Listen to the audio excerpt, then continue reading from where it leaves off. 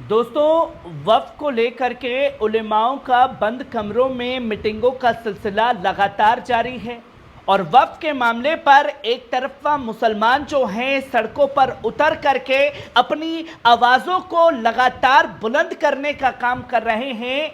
मुसलमानों का गुस्सा वक्फ के मामले पर शांत होने का नाम नहीं ले रहा, पर ऐसे में खबर सामने आ जाती है जब वक्फ बिल लागू भी नहीं किया गया है, सिर्फ वक्फ बिल का हुआ बनाया जा रहा है, तो ऐसे में एमसीडी करबला मैदान की जमीन पर अपना कब्जा जमा लेती है।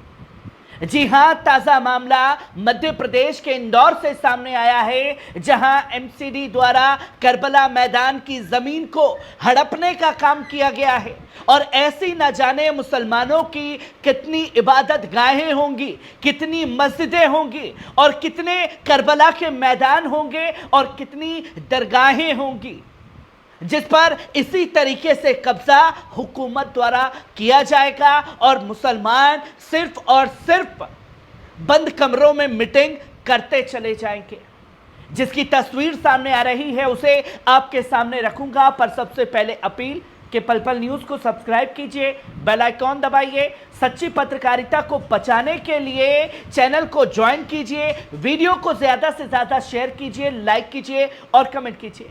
जहां आप साफ तौर पर देख सकते हैं कि मध्य प्रदेश वक्फ बोर्ड को बड़ा झटका लगा है, जहां इंदौर में करबला मैदान की 6.7 एकड़ जमीन पर वक्फ ने दावा किया था, जिसे जिला अदालत ने वक्फ का दावा खारिज कर दिया और नगर निगम को इस बेशकीमती भूमि का मालिक घोषित कर दिया। महापौत्र पुष्यमित्रा मार्कवा ने आज यानी 17 सितंबर को कोर्ट की फैसले की जानकारी दी।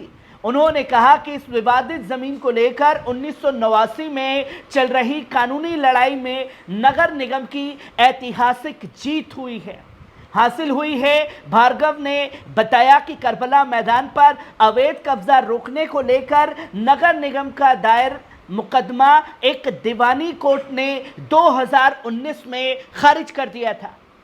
सोचिए कि मामला अदालत में गया था और यही मामला कलेक्टर के पास होता।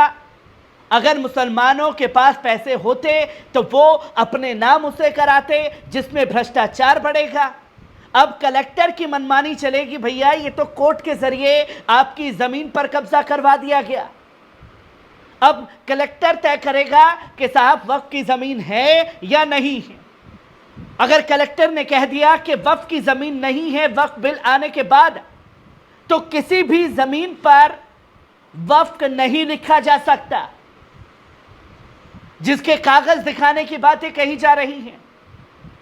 और जब से वक्फ बिल चला आ रहा है, जब से कोई सरकारी इदारा भी देश में तकसीम नहीं किया गया होगा, पुरानी मस्जिदों के ऊपर इसी तरीके से कब्जा जमा लिया जाएगा।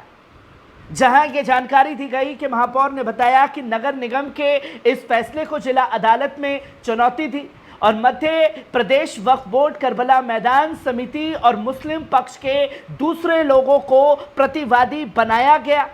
जिला न्यायाधीश नरसिंह बघेल ने नगर निगम की अपील स्वीकार करते हुए 13 सितंबर को पारित फैसले में कहा कि प्रतिवादी गण ये प्रमाणित करने में असफल रहे हैं कि वाद ग्रस्त संपत्ति एक वक्फ संपत्ति है, जिसकी जानकारी खास तौर पर दी गई।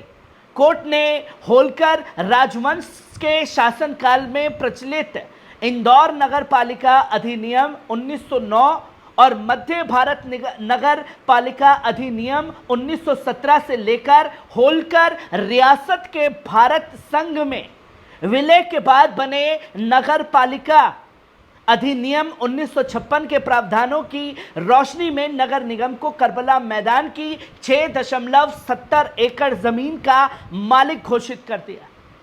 जिला अदालत में नगर निगम की तरफ से कहा गया कि इन कानूनों में एक जैसा प्रावधान है कि सरकारी और निजी संपत्तियों को छोड़कर शहर की सभी खुली भूमियां नगर निगम की संपत्तियों में निहित हो जाएंगी। कल को यही नगर निगम उठ करके कहेगा कि साहब ये जो मस्जिद बनी हुई है ये मस्जिद नगर निगम की ज़मीन पर है, मामला कोर्ट में जाएगा, कोर्ट में इसी तरीके से जालसाजी करके आपकी जमीन को नगर निगम को दे दिया जाएगा।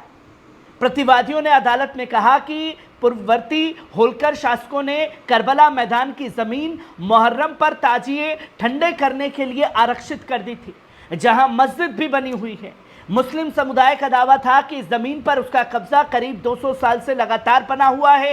हालांकि अदालत अपने फैसले में तथ्यों पर गौर करने के बाद निष्कर्ष पर पहुंची कि पिछले 150 साल से जमीन के एक हिस्से का उपयोग ताजिए ठंडे करने के धार्मिक कार्य के लिए होता था। यहां वक्फ को लेकर के मामला गरमाया हुआ है, पर वक्फ की जमीन पर किस तरीके से एमसीडी ने कब्जा जमा लिया, यह सबसे बड़ा सवाल खड़ा हो रहा है। और कहां चीजों को उलझाया जाएगा, कहां कैसे किस जमीन को अपने अंडर में लिया जाएगा, यह पूरी प्लानिंग मुसलमानों के खिलाफ तैयार कर ली गई है।